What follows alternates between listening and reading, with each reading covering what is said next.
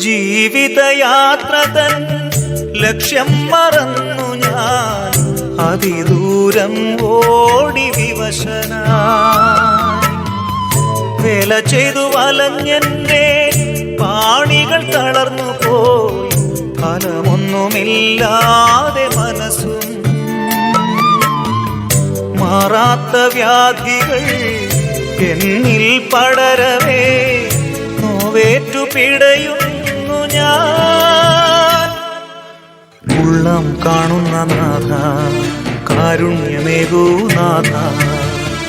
ഉള്ളിനുള്ളിലുണ്ടേറെ നൊമ്പരങ്ങൾ നാഥ. കേട്ടിടുവാൻ നീ മാത്രമുള്ളൂ.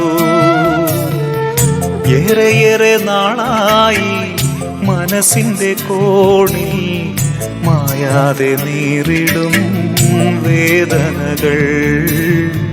വന്നിടു കേൾക്കുവാനാ എന്നേശുവേ.